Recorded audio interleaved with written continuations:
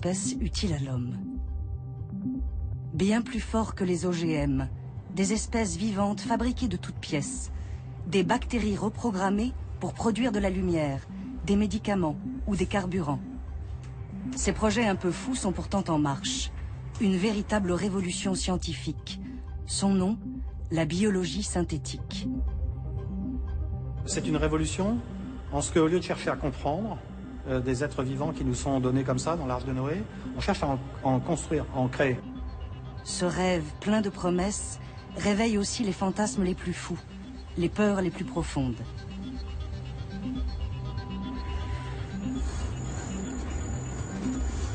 Cette nouvelle révolution industrielle utilise les formes de vie. Elle les traite comme des usines à fabriquer des nouveaux matériaux. Et cela va changer considérablement la société. Ça aura un impact majeur sur l'environnement.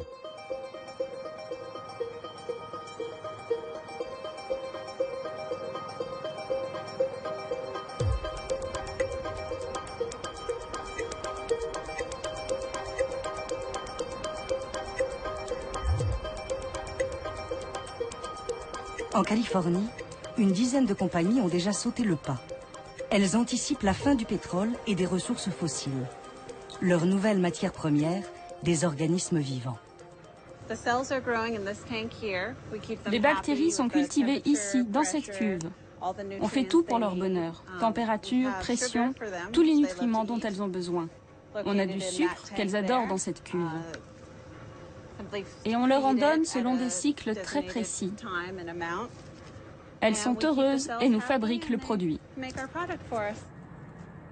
Ce produit, fabriqué avec bonheur par des milliards de bactéries, c'est peut-être l'essence du futur. Du diesel bactérien, directement utilisable dans n'importe quel moteur actuel. Notre technologie nous permet de produire des carburants qui iront dans les avions, dans les voitures. Très clairement, l'objectif est de fournir tout le carburant dont la planète a besoin. Autant dire beaucoup. Les États-Unis consomment à eux seuls 350 milliards de barils de pétrole par an. Le diesel, c'est quelque chose comme 60 milliards. LS9 fait partie de ces nouvelles compagnies de biotechnologie qui ont vu le jour aux États-Unis grâce au progrès fulgurant de la biologie synthétique. Depuis environ 5 ans, des milliards de dollars sont investis pour développer ce nouveau mode de production, au potentiel vertigineux. Ce carburant est issu d'un procédé en une seule étape. Les organismes microscopiques, reprogrammés, transforment du simple sucre en carburant équivalent à celui qui sort des raffineries de pétrole. Ces bactéries si prolifiques n'existent pas dans la nature. Les ingénieurs du vivant ont réécrit leur ADN pour qu'elles exécutent une nouvelle fonction. Pour comprendre une telle prouesse technique, il faut remonter en 1953, quand Crick et Watson découvrent la structure de l'ADN en forme de double hélice. Il y a dans ce flacon une substance qui est plus précieuse que l'or, les diamants ou le pétrole du monde réunis. Cette substance, les Anglais l'appellent le DNA. Les Français, l'ADN, et les chimistes d'un nom un peu barbare, l'acide désoxyribonucléique. Suivant le point de vue auquel on se place, c'est une substance chimique inerte ou c'est déjà de la matière vivante. Quoi qu'il en soit, tout le mystère de la vie se trouve à l'intérieur de ces substances. Et ce flacon est un peu une boîte de Pandore qu'il vaut mieux refermer en attendant de vous expliquer pourquoi. Notre organisme est une extraordinaire addition de plusieurs milliers de milliards de cellules. Dans chaque cellule, un noyau contient toute l'information génétique qui détermine ce que nous sommes et ce que nous transmettons à notre descendance. Cette information génétique est stockée dans les chromosomes. Chaque chromosome est constitué de milliers de gènes, des phrases écrites avec les 4 lettres de l'alphabet de l'ADN, A, T, G, C. Ces molécules chimiques, on les appelle les bases. Ce sont les gènes qui détiennent le secret de fabrication des protéines, c'est-à-dire la machinerie qui permet de créer des cellules et de faire fonctionner notre organisme. La magie de l'ADN, c'est d'être un langage génétique universel, commun à tous les organismes vivants connus, de la plus petite bactérie constituée d'une seule cellule, aux végétaux, animaux et aux êtres humains qui comptent plusieurs milliards de cellules. Cet ADN, c'est d'abord une quantité colossale d'informations. Dès les années 70, les biologistes tentent de lire ce code de la vie. Ils commencent par séquencer des petits génomes, comme celui de la levure. Si vous vouliez présenter à cette échelle-là la totalité de la séquence du chromosome de la levure, il faudrait multiplier ceci par 50. Donc ça nous fait déjà 2,5 km du ruban de papier. Alors l'homme, il faudra multiplier encore plusieurs centaines de fois, donc ça fera plusieurs centaines de kilomètres. Mais il ne suffit pas de lire l'ADN, encore faut-il le comprendre. Pour traduire l'ADN, les chercheurs se lancent dès les années 70 dans une extraordinaire aventure, celle du génie génétique. Ils commencent à découvrir, parfois par hasard, la fonction de certains gènes. Ces expériences débouchent sur une découverte magistrale, la manipulation du code génétique. Il devient possible de copier et coller des gènes d'une espèce à l'autre pour transmettre des fonctions nouvelles. Jean Wessenbach est un pionnier du génome humain, l'auteur de la première carte de notre ADN. Il a accompagné toute l'aventure du génie génétique. La première application commerciale, ça a été l'insuline, qui de toute façon posait problème puisque les insulines étaient essentiellement extraites surtout de porcs mais aussi de bovins et donc avec parfois des réactions allergiques. Donc pour pouvoir éviter ce type de réponse, ce qu'il fallait faire, c'était avoir de l'insuline humaine. Le transfert du gène de l'insuline humaine dans des bactéries permet d'en obtenir des quantités industrielles. C'est une révolution pour le quotidien de millions de diabétiques qui ont besoin de plusieurs doses d'insuline chaque jour pour vivre. Ce tournant marque surtout la naissance des organismes génétiquement modifiés, les OGM. Les industriels de l'agriculture y voient l'opportunité d'améliorer la compétitivité de certaines plantes. En leur transférant un gène de résistance aux parasites, ils augmentent le rendement des cultures. Ces manipulations du code génétique soulèvent un immense écho dans le public. Peut-on se permettre de toucher aux vivants?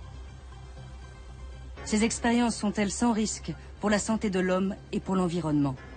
La première inquiétude est évidemment de faire, disons, de façon accidentelle, des bactéries qui allaient se propager sur toute la planète, qui allaient éradiquer toutes les espèces naturelles, qui allaient ou qui étaient carrément pathogènes pour, je ne sais pas, pour les plantes ou pour les humains. Et puis évidemment, il y avait d'autres utilisations similaires, non pas accidentelles mais délibérées. Ça aussi, ça a été une inquiétude à l'époque. D'ailleurs, on se demandait si effectivement on n'allait pas faire des monstres. Mais les scientifiques eux-mêmes se heurtent à des limites techniques. Ils peinent à transférer plus d'un gène ou deux d'une espèce à l'autre. 40 ans plus tard, et grâce à de nouveaux outils de pointe, la biologie synthétique ne veut plus seulement manipuler le vivant pour copier et coller d'infimes morceaux.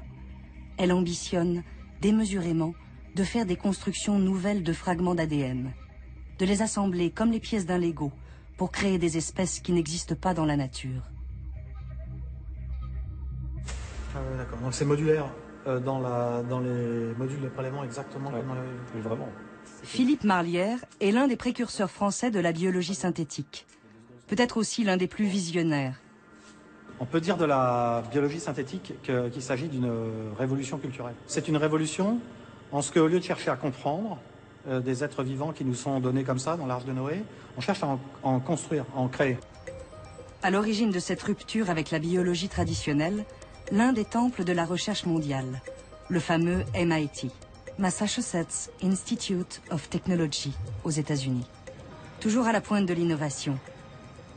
Des grandes premières technologiques, comme la micro-informatique dans les années 70. Et comme à l'époque, la révolution vient non pas des chercheurs, mais des ingénieurs. Pragmatiques, concrets, bricoleurs, ils sont capables d'inventer, fabriquer des machines vivantes, sans être spécialistes de la biologie. Pensez à une voiture. Imaginez que vous n'en ayez jamais vu de votre vie et que vous vouliez comprendre comment ça marche. L'une des solutions, c'est de la mettre en pièces, d'étudier ces pièces, d'essayer de formuler des théories sur leur fonctionnement, de faire des listes de ces composants. Mais il y a une autre manière de faire les choses. Votre voiture est en pièces détachées. Maintenant, il faut essayer de les remettre ensemble. Qu'est-ce que c'est que ce truc? Est-ce que ça va vraiment dans le moteur? Puis-je le laisser de côté? Et à la fin, vous remettez tout ensemble, vous tournez la clé. Est-ce que la voiture démarre? Construire et apprendre en construisant, c'est une démarche très efficace en matière de découverte scientifique. Et ça n'a jamais été appliqué dans le domaine de la biologie. Drew Handy est considéré comme le plus doué de sa génération, un avant-gardiste, le premier théoricien de la biologie de synthèse. Dès 2005, il crée le premier cours de cette discipline. Ses élèves, des apprentis ingénieurs. Pour passionner les jeunes avec cette nouvelle approche de la biologie, il lance avec des collègues un grand concours de biologie synthétique, iGEM. Les participants d'iGEM doivent présenter au jury des machines biologiques, des machines vivantes. Pour les ingénieurs comme Drew Handy, la nature est une technologie comme une autre, une gigantesque caisse à outils de fonctions miraculeuses, comme la capacité qu'ont les plantes, par exemple, à transformer la lumière du soleil en énergie. Je suis un ingénieur. J'aime la biologie car elle fait partie de ce que nous sommes. Mais c'est aussi un outil de fabrication très puissant. Une feuille, pensez juste à une feuille d'une plante. C'est un panneau solaire auto-assemblé qui se recycle tout seul. C'est extraordinaire en fait et ça fonctionne vraiment. Donc imaginez si on pouvait reprogrammer des choses comme ça avec de tels pouvoirs. Ce qui fascine les ingénieurs, c'est de construire des machines complexes à partir de composants très simples et standardisés, comme les ordinateurs, véritable addition de processeurs, de mémoire, de nombreuses pièces détachées.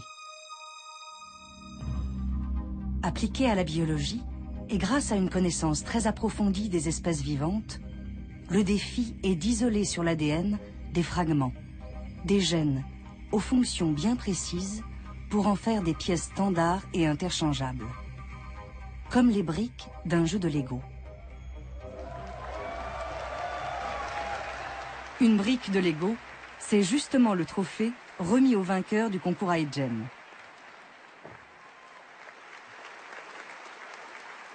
Dans ce concours, les Legos sont des gènes à assembler et recombiner en une construction plus complexe. Une véritable machine biologique. Ces Legos d'ADN ont été baptisés biobriques.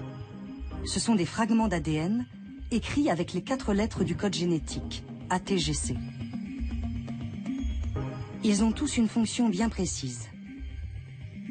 Par exemple, la luciole est dotée de plusieurs gènes qui la font briller dans l'obscurité. Pour copier ces gènes utiles, les techniciens recourent à un synthétiseur d'ADN.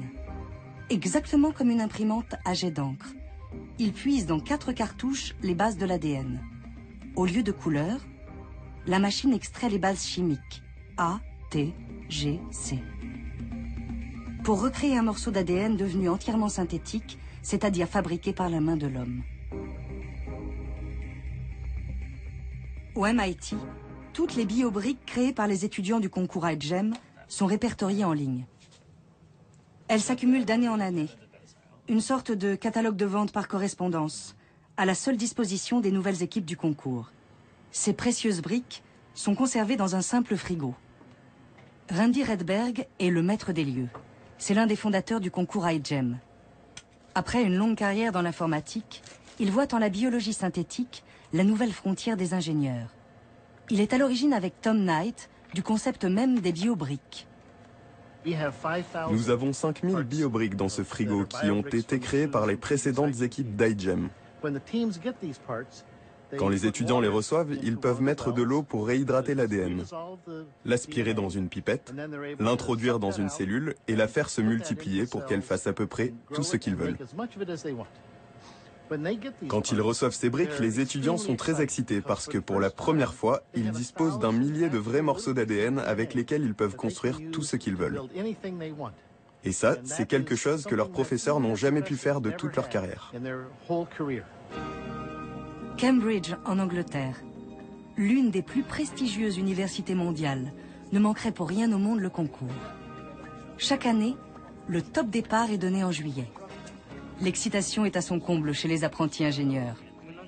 Comme 130 équipes concurrentes, celle de Cambridge doit imaginer une machine biologique construite à partir des biobriques du MIT. Mais il ne suffit pas de programmer un nouvel ADN. Encore faut-il qu'il s'anime et devienne un véritable organisme vivant. Pour y parvenir, les étudiants doivent insérer leur programme dans un châssis. Le châssis idéal, c'est une bactérie, Escherichia coli, dite E. coli. Elle est sortie de l'anonymat en 2011. Certaines souches extrêmement virulentes ont été à l'origine d'intoxications alimentaires, parfois mortelles. Mais en temps normal, c'est une star des biologistes, utilisée par tous les chercheurs car son génome est très bien connu. La meilleure preuve que toutes les souches d'E. coli ne sont pas mortelles, c'est que nous en hébergeons des milliards sur notre peau et dans tout le corps. Nous en comptons même plus que de cellules. Ces bactéries nous sont indispensables. Celles qui séjournent dans notre intestin, par exemple, permettent la digestion. C'est un organisme simple, doté d'une seule cellule, avec un avantage majeur. Aucun noyau ne protège l'ADN. On peut donc la vider d'une grande partie de son ADN superflu et ne conserver que les gènes indispensables à sa survie. Les ingénieurs du vivant peuvent ensuite lui injecter des biobriques pour lui conférer une nouvelle fonction. Par exemple, des morceaux d'ADN de la luciole, qui lui permettent de diffuser de la lumière. La bactérie peut donc lire un nouveau programme génétique et l'exécuter. Paul, un Français étudiant de l'équipe de Cambridge, a passé tout l'été à bricoler de l'ADN pour que des bactéries clignotent en bleu. Dans cette flasque, on a une colonie d'Escherichia coli, qui est une bactérie qui d'habitude vit dans la flore intestinale, dans laquelle on a introduit des gènes de bactéries vivant en symbiose dans des animaux marins comme les poulpes. Et dans les poulpes, ces bactéries émettent une lumière utilisée par le poulpe pour attirer des proies. Et ici, donc, on a la même lumière qui est émise, donc le nid émet une lumière bleue. Dans le concours AEGEM, les étudiants sont appelés à dépasser la dimension purement technique de leur projet et à penser à des applications concrètes. Pour imaginer leurs bactéries lumineuses Iglolae dans le futur, l'équipe de Cambridge a fait appel à Alexandra Daisy-Ginsberg, une designer anglaise experte en biologie synthétique. En tant que designer, la biologie synthétique m'intéresse par les nouveaux matériaux ou procédés de fabrication qu'elle rend possible. En tant qu'artiste, je suis intéressée par le fait qu'on puisse intervenir à cette frontière entre ce qui est naturel et ce qui ne l'est pas, par la place que cette nouvelle technologie pourrait avoir pour nous dans l'avenir. Avec notre projet cette année, on cherche à produire de la bioluminescence, donc de la lumière par des bactéries. Il peut y avoir beaucoup d'applications dans nos vies quotidiennes. On peut imaginer par exemple que les réverbères dans la rue pourraient être remplacés par des arbres luminescents. 4 mois plus tard, l'équipe de Cambridge et toutes les autres, 1500 étudiants du monde entier, viennent enfin présenter leurs créatures microscopiques. Des machines biologiques qui se veulent utiles à l'humanité, ou simplement aussi fun que des applications pour iPhone.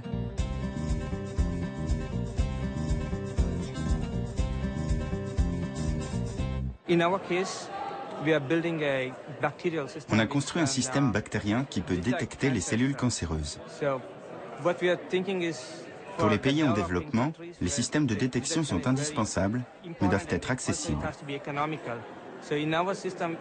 On s'est juste dit qu'on pouvait, avec un système bactérien, parvenir à la même efficacité qu'avec les technologies très coûteuses qui existent aujourd'hui.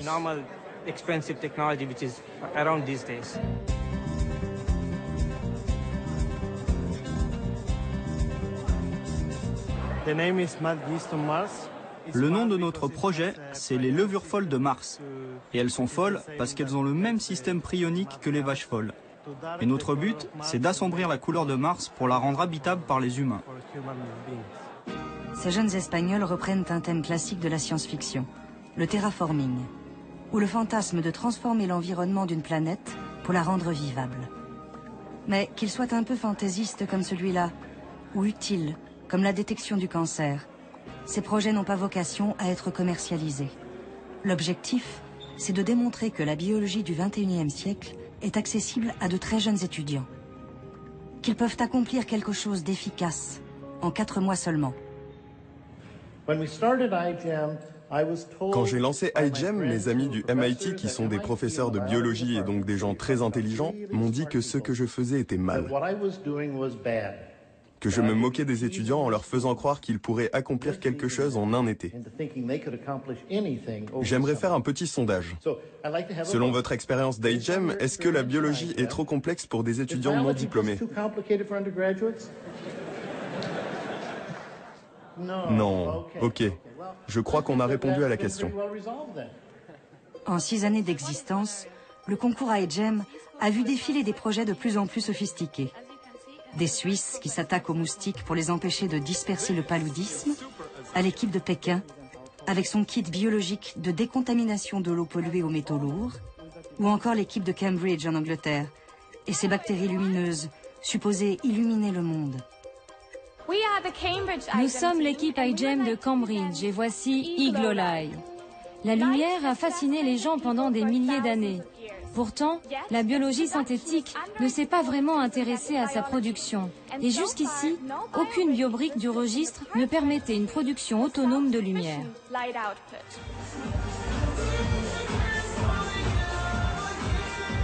Les participants au concours iGEM sont 2 fois plus nombreux chaque année.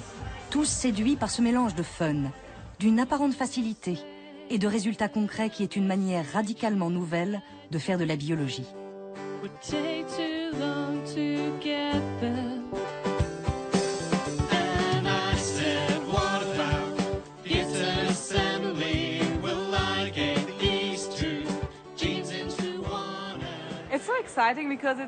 C'est vraiment excitant, car pour moi, la biologie, c'était juste observer des processus, regarder des trucs.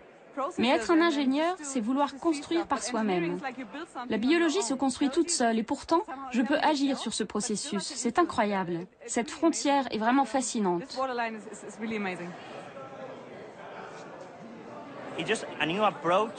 C'est une nouvelle approche pour faire la même chose plus vite et en mieux. En fait, c'est le génie génétique amélioré par les pièces biologiques standardisées qui sont très importantes. C'est la partie ingénieure de la compétition iGEM. Comment intégrer toutes les séquences d'ADN qu'on obtient dans les micro-organismes qu'on veut construire.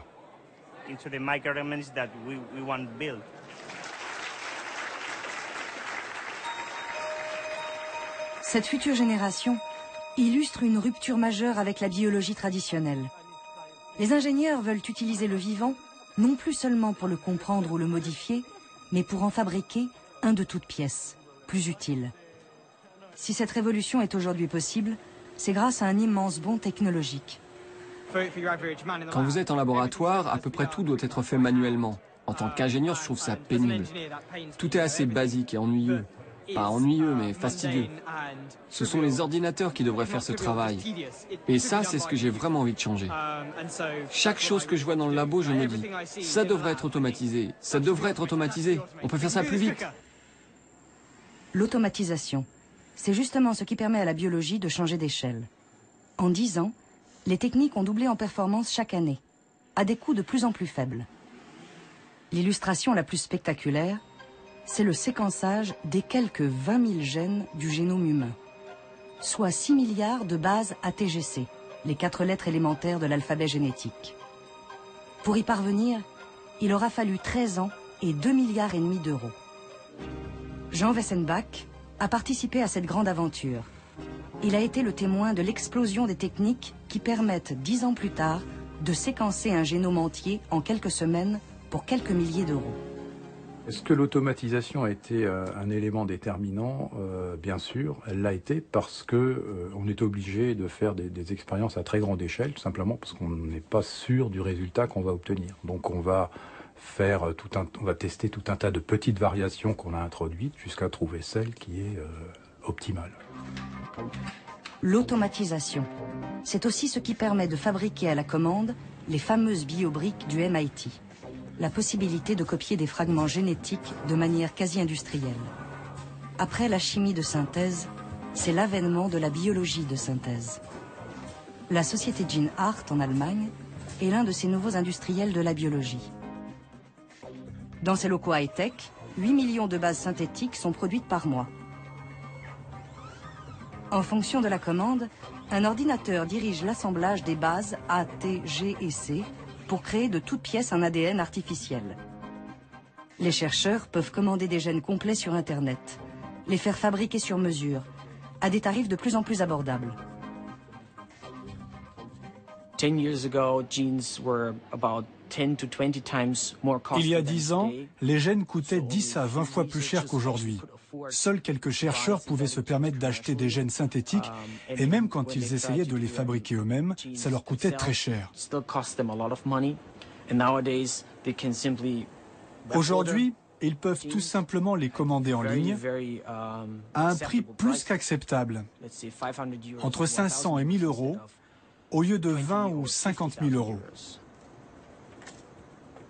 Il y a 10 ans, ça prenait aux compagnies et aux chercheurs plusieurs mois pour fabriquer un gène. Aujourd'hui, on peut le faire en 5 jours.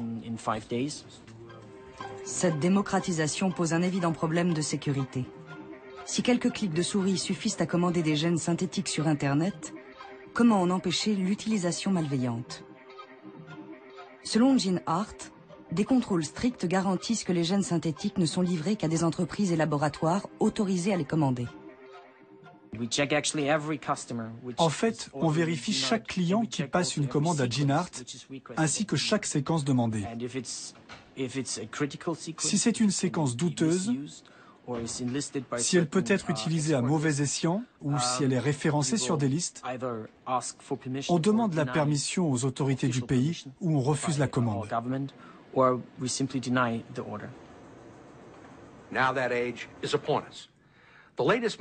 GeneHeart travaille avec les plus grands laboratoires de recherche mondiaux. Ils ont par exemple fourni toutes les biobriques qui ont permis de créer le premier génome synthétique complet de l'histoire. Cette prouesse technique est l'œuvre de Craig Venter, un scientifique réputé dans le monde des biotechnologies pour un ego, une audace et des moyens financiers considérables. Venter a mis 15 ans pour créer ce génome entier. Avec l'aide de puissantes machines, son équipe a pu assembler l'ADN complet d'une bactérie, avant de l'introduire dans un châssis, une autre bactérie vidée de son propre ADN. Ce nouvel organisme s'est animé et reproduit. C'est la première fois qu'un organisme vivant se développe avec un ADN entièrement conçu par la main de l'homme. Craig Venter suscite des réactions très contrastées. Ses performances techniques impressionnent, mais son ambition assumée de créer la vie agace et inquiète. Parmi ses détracteurs, l'ETC Group, un comité de vigilance canadien qui analyse les conséquences des nouvelles technologies. C'est surtout un lanceur d'alerte. L'un de ses porte-paroles, Jim Thomas, un ancien de chez Greenpeace, craint que Venter n'ambitionne de contrôler l'industrie du vivant. On voit des sociétés comme Synthetic Genomics de Craig Venter, qui espère qu'il sera le Microsoft de la biologie synthétique, ou le Microsoft devrait-on dire. Ces gens essaient de verrouiller des positions incontournables et d'acquérir les techniques clés afin de contrôler la discipline tout entière. On a vu ça se produire avec les logiciels, avec les OGM, avec les nanotechnologies. Et maintenant, c'est en train de se produire pour la biologie synthétique. Comme l'informatique, la biologie synthétique veut conquérir le monde. Et d'ailleurs, le destin de ces deux disciplines est aujourd'hui intimement lié. Les progrès de la biologie synthétique dépendent étroitement de ceux de l'informatique, de l'augmentation constante de la puissance de calcul des ordinateurs. Le code génétique et le code informatique ont un point commun, une quantité colossale d'informations qui peuvent être traitées de plus en plus rapidement. L'analogie entre ces deux disciplines va encore plus loin. Dans les années 70, des jeunes fascinés par les débuts de l'informatique se retrouvaient sous le nom du Homebrew Computer Club dans leur garage pour tenter des expériences. C'est là que Steve Jobs, fondateur d'Apple, créa son premier ordinateur. La biologie synthétique exerce la même fascination aujourd'hui. Les jeunes passionnés par cette nouvelle discipline se sont regroupés sous le nom de Do-It-Yourself Biology, la biologie maison en quelque sorte. Surnommés les biohackers, en référence aux pirates informatiques, les hackers, ces étudiants sont souvent présentés comme des apprentis sorciers, bricolant de l'ADN dans leur garage. Ces amateurs sont surtout des passionnés de science et de technologie, de véritables champions de la débrouille. Avec une dizaine d'euros, Mac, Dan et Dakota ont mis au point un bioréacteur, une machine capable de cultiver des algues et d'en extraire du carburant. On a essayé de fabriquer ce bioréacteur avec des matériaux facilement accessibles et bon marché. 2 bouteilles de 2 litres qu'il vous reste après avoir bu votre soda. Dan et son grand-père ont assemblé ça avec des bouts de bois. Ça, ce sont des tubes qu'on a eus à l'école. Et le système de pompage qu'on utilise, on l'a trouvé dans le grenier de notre école. Il traînait là depuis 10 ans au moins. Et le système d'éclairage a coûté 5 $. Tout l'intérêt, c'est d'arriver à fabriquer ça avec quelques dollars pour que n'importe qui puisse le faire. Ça nous a coûté peut-être 20 $ en tout. Ceux qu'on trouve dans les labos peuvent coûter plusieurs centaines de milliers de dollars. Jason Bob et moi avons fondé DY Bio en 2008. Des amis communs nous ont présenté et on s'est découvert une passion commune pour la science non institutionnelle. Et quelques semaines plus tard, on s'est retrouvés avec des copains et on a commencé des expériences de biologie moléculaire à la MacGyver. Ce sont des gens qui sont surtout intrigués par les biotechnologies et qui se disent qu'on n'a peut-être pas besoin d'être un génie avec un doctorat pour pouvoir faire ça. Ces biologistes amateurs présents sur les 5 continents s'inspirent des géants de la biologie synthétique.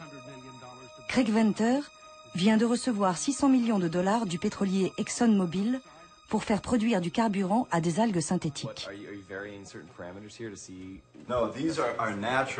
Ces algues sont naturelles, mais la différence avec ce que font Craig Venter et Synthetic Genomics, c'est qu'ils examinent le génome et la structure ADN de ces organismes pour essayer de reprogrammer synthétiquement ces algues avec un bien meilleur rendement. Nos algues ont un rendement de 20 à 30%, mais celles qui sont synthétiques peuvent dépasser les 50%. Ces biohackers avouent la modestie de leur démarche. Mais ils rêvent du jour où ils pourront programmer des cellules comme on crée des logiciels informatiques. Une sophistication encore lointaine, selon Drew Handy lui-même, l'un des fondateurs de la biologie synthétique. On dit qu'on écrit des programmes ADN aujourd'hui, mais est-ce que ces programmes ressemblent à ceux qu'on met dans un ordinateur? Pas vraiment. Ça ressemble plus aux programmes que vous trouvez dans les jouets pour enfants. Un petit robot en Lego, par exemple, que vous programmez pour réagir à la lumière ou pas, bouger par là ou pas. C'est le genre de sophistication que nous avons avec nos programmes ADN aujourd'hui. Nous sommes au tout début de la programmation des cellules. Ce n'est pas comme les ordinateurs dans la sophistication, mais ça l'est dans l'ambition.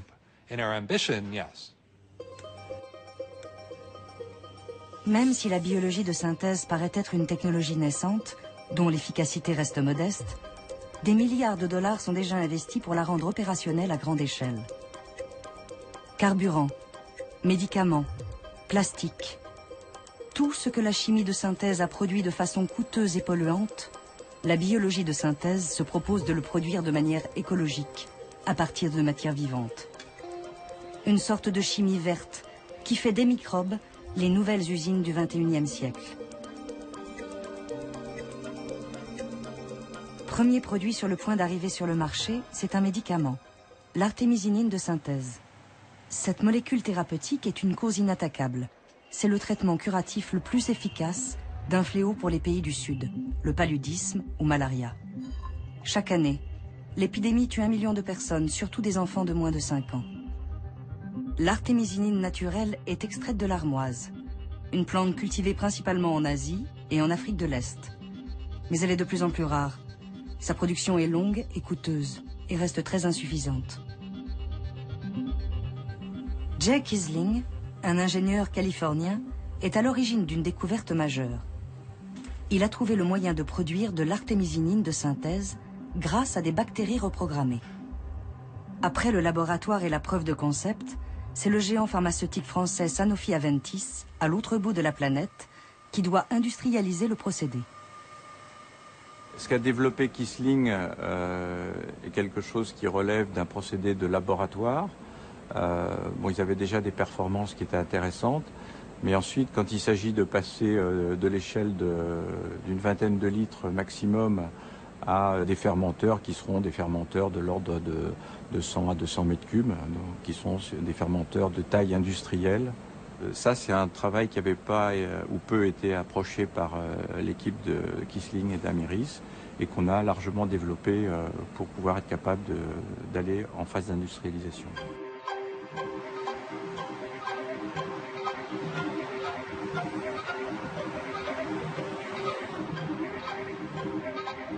C'est donc en Californie, dans la baie de San Francisco, que l'histoire a commencé il y a 10 ans. Avant de croiser la route de l'artémisinine, Jay Kissling travaillait sur des levures, des organismes aussi simples que les bactéries. Un modèle comme un autre pour se lancer dans l'aventure de la biologie synthétique.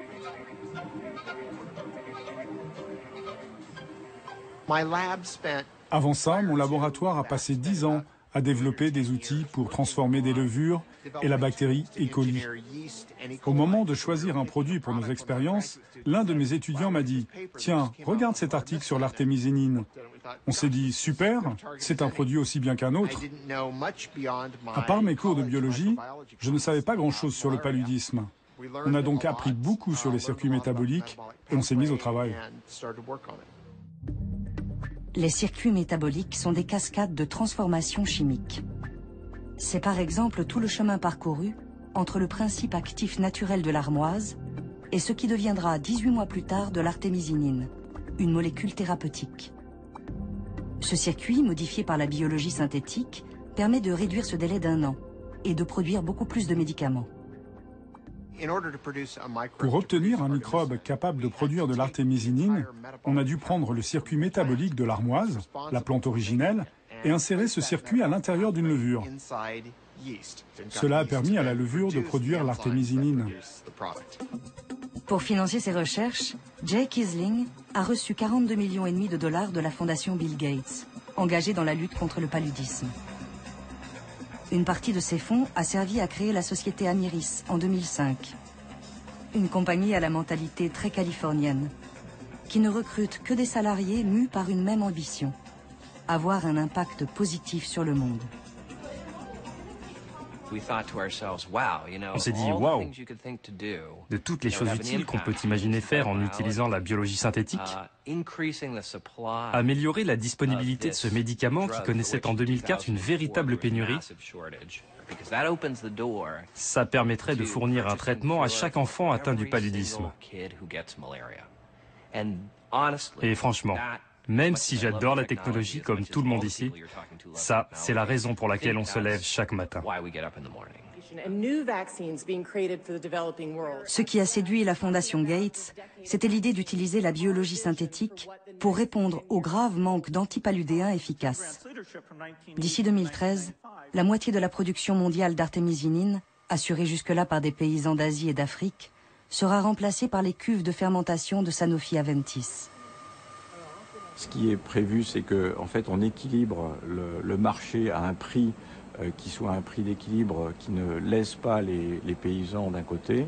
Donc, en fait, on va contrôler d'une certaine manière les quantités qui seront cultivées, les surfaces qui seront cultivées, avec la production qui sera faite d'une manière synthétique.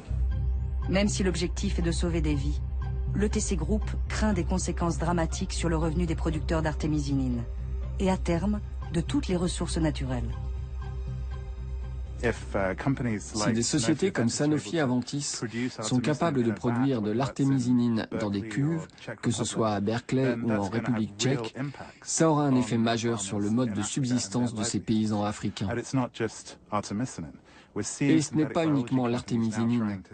On voit les entreprises de biologie synthétique essayer de produire de la réglisse dans des cuves, de la vanille dans des cuves, du caoutchouc dans des cuves. Toutes ces marchandises dont dépend la subsistance de vraies personnes.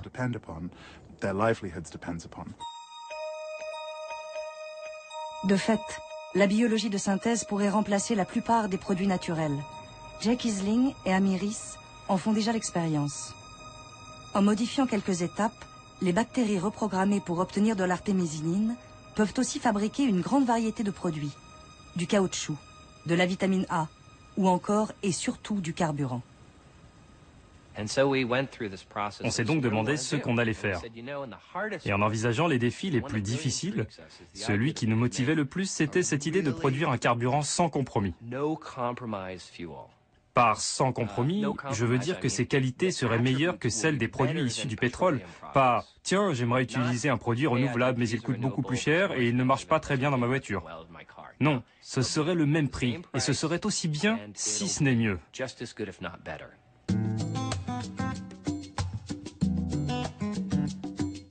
Avec la biologie synthétique, les compagnies pétrolières ont peut-être trouvé la réponse à l'après-pétrole. Leur nouveau pétrole, c'est la biomasse. Le bois, les plantes, les résidus végétaux et alimentaires. La biomasse englobe tout ce que la planète compte de matière vivante à convertir en énergie. Les biocarburants de première génération sont très critiqués car fabriqués à partir de ressources comme les céréales ou la betterave. Des ressources alimentaires indispensables aux pays en développement. La biologie synthétique affirme qu'elle va régler ce problème en utilisant une autre biomasse pour nourrir ces bactéries reprogrammées, sans concurrence avec l'alimentation, comme les déchets végétaux. Mais pour les écologistes comme l'ETC Group, cet argument est un leurre. Quelle qu'elle soit, la biomasse n'est pas inépuisable. La surexploiter pourrait s'avérer catastrophique à long terme. Les nouvelles compagnies de biologie synthétique, comme Amyris, aiment à dire qu'ils participent à la nouvelle économie verte, qui va remplacer le pétrole par l'utilisation de la biomasse et des sucres. En réalité, ces compagnies ont des accords avec les compagnies pétrolières, avec Total, avec BP, avec Shell, avec Chevron. Et au bout du compte, ce seront les mêmes grosses compagnies qui contrôleront ces nouvelles ressources. Le problème avec ça, c'est que vous changez les matières premières, et donc vous changez l'économie dans laquelle on vit. Il n'y a tout simplement pas assez de biomasse pour faire ça. Si la biologie synthétique tient ses promesses, c'est toute l'économie mondiale qui devra s'adapter à une nouvelle révolution industrielle. Mais a-t-on suffisamment de recul pour propulser cette technologie naissante dans notre vie quotidienne? L'arbre du vivant, qui a permis l'évolution de toutes les espèces, va connaître une nouvelle branche. Une branche artificielle, faite d'espèces créées par la main de l'homme. Qui peut garantir que ces nouveaux organismes ne vont pas dominer et détruire nos écosystèmes naturels? Pour contrer ces peurs, Randy Redberg, l'une des grandes figures de la biologie synthétique, s'appuie sur son expérience de l'informatique. Il a vu la naissance des premiers ordinateurs dans les années 60 et le fantasme de machines qui allaient devenir des cerveaux géants, remplaçant la main de l'homme. Pour lui, les peurs liées à la biologie synthétique seront aussi infondées. Les ordinateurs se sont améliorés de plus en plus, mais ils ne sont pas devenus plus intelligents. Ils sont devenus meilleurs en musique, en graphisme, dessin, interface, en communication, en réseau. Je pense que c'est un peu la même chose pour la biologie synthétique. Se demander si on crée de la vie ou pas, si c'est une forme d'évolution ou pas, n'est pas le plus important pour décrire la biologie synthétique. Le point fondamental, c'est que nous pouvons construire des systèmes qui peuvent faire des choses importantes. Il faudrait donc considérer les espèces synthétiques comme n'importe quelle autre technologie, à la différence près que les bactéries reprogrammées sont des espèces vivantes qui vont évoluer. Aussi, pour d'autres scientifiques, des précautions s'imposent. Leur solution ?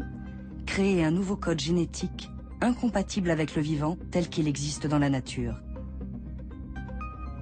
Philippe Marlière et ses collègues ont essayé de changer l'une des 4 lettres de l'ADN. Ce nouvel alphabet génétique ne serait plus ATGC, mais AXGC. L'expérience était intéressante parce que, d'abord, il était impossible de dire s'il serait possible, par un moyen purement automatique, extrêmement simpliste, de forcer une bactérie conventionnelle à adopter au cœur de sa matière génétique une lettre que nous aurions décidée. Alors, est-ce que ce serait possible? Et deuxièmement, si c'était possible, combien de temps ça prendrait? Combien d'étapes d'adaptation génétique? Pour se reproduire, les bactéries ont besoin des 4 bases chimiques ATGC. Pour forcer la bactérie à dépendre d'une base artificielle X, l'équipe de Philippe Marlière a mis au point une culture de bactéries automatisée. Quand les bactéries ont du mal à proliférer, La machine leur donne la base naturelle T. Quand au contraire, elles se reproduisent massivement, elles reçoivent la base artificielle X. À la surprise des chercheurs eux-mêmes, la bactérie s'est mise à proliférer de mieux en mieux avec la base artificielle X. En l'espace de 5 mois seulement, elle s'est complètement adaptée au changement de son texte génétique. Maintenant, on va essayer de changer les 3 autres bases. D'abord séparément, et puis ensuite on va essayer de les changer tout ensemble, de manière à s'éloigner le plus possible du vivant tel qu'on le connaît. Mais il est clair que le jeu en vaut la chandelle parce que, ce faisant, on va parvenir à des espèces vraiment artificielles pour le coup et qui vont dépendre d'ingrédients qu'il n'y a absolument pas dans la nature et qu'elles sont incapables de fabriquer elles-mêmes. Le pari de Philippe Marlière, c'est que plus les espèces synthétiques seront différentes des espèces naturelles, et moins elles pourront se mélanger. Mais cette capacité de réécriture du code génétique pose une autre question. Et s'il devenait possible de créer de nouveaux organismes, plus dangereux? Certains parlent déjà de bioterrorisme, de bacilles synthétiques de l'anthrax ou de la peste. Il n'est pas du tout évident que des gens vont créer en laboratoire des virus plus dangereux que ceux qui existent dans la nature. Je ne dis pas qu'on ne pourrait pas le faire dans 100 ans, mais la nature se débrouille plutôt bien. Fièvre hémorragique, Ebola, HIV, SARS, la grippe. Il y a déjà pas mal de bons exemples et il y en aura probablement d'autres.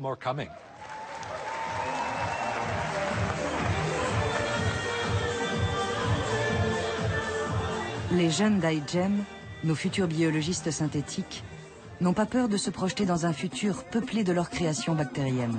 1, 2, 3.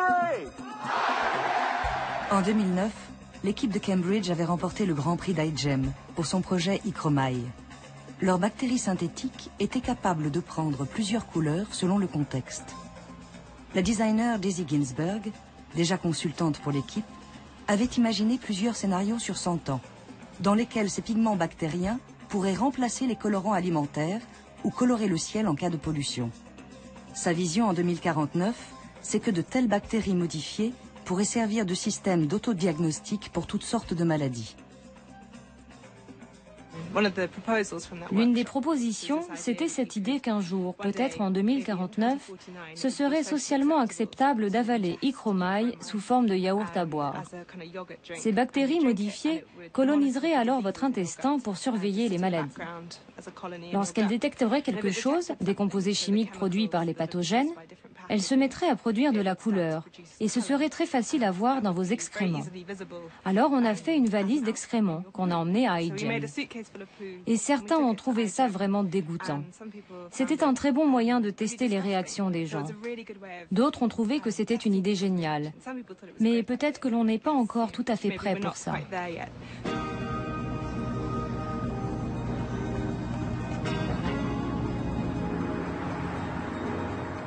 Les fondateurs du concours iGEM, Drew Handy et Randy Redberg, rêvent d'un futur où la biologie synthétique fera partie intégrante de nos vies.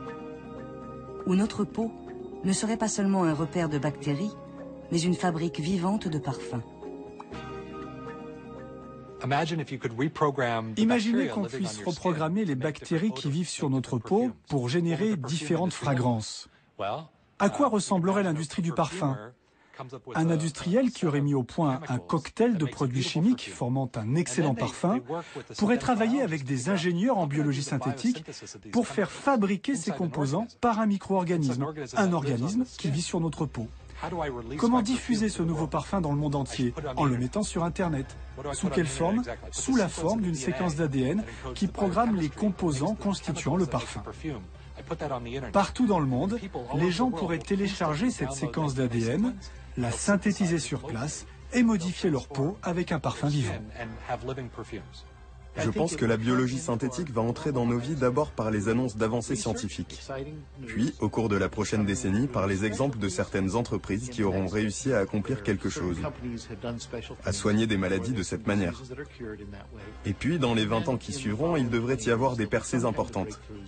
Les gens commenceront à en entendre vraiment parler et à l'utiliser personnellement. Dans 50 ans? Je ne sais pas. C'est assez long, mais c'est l'échelle de temps qu'il faut envisager pour des changements de l'ampleur de ceux dont nous parlons. C'est excitant au début, mais à la fin, tout le monde l'a, et ça semble totalement normal. Propulser sur le marché une technologie dont on sait très peu de choses, sans aucun contrôle, régulation ou surveillance, c'est la recette d'un désastre. Car quand cette industrie va rencontrer des problèmes et que quelque chose va aller de travers, comme ça va inévitablement être le cas, ce sera à large échelle, ici, dans le vrai monde, et pas seulement en laboratoire. La biologie synthétique, comme le reste des biotechnologies, sont des domaines si mouvants, au potentiel si bouleversant, que leur portée ne peut s'envisager que sur plusieurs décennies. Et pourtant, de demi-siècle en demi-siècle, même si la science dépasse les obstacles techniques, les questions fondamentales demeurent. En 1962, le biologiste visionnaire Jean Rostand s'interrogeait déjà sur le devenir de l'ADN, le DNA en anglais, comme on l'appelait à l'époque. Mais il est certain que par un moyen ou par un autre, les chimistes finiront par modifier le DNA. Ils feront une sorte d'industrie du DNA, comme on fait l'industrie des matières plastiques. On fera des super DNA. On finira par falsifier le DNA naturel, par le frelater en y introduisant des molécules étrangères. Et alors vous voyez tout ce que cela ouvre d'espoir, de perspectives pour l'homme, et aussi, disons-le, d'inquiétude. Je vous avoue que pour ma part, car un biologiste a quand même le droit d'être un homme, je doute que l'homme soit actuellement mûr pour prendre en main la commande chimique de son destin. Mais le sera-t-il jamais? À l'étude la semaine prochaine, une maladie dont le traitement reste toujours difficile, la maladie de Lyme. Mais pour l'heure, place à une réflexion pleine d'humour sur l'homme, sa libido et une certaine petite pilule magique.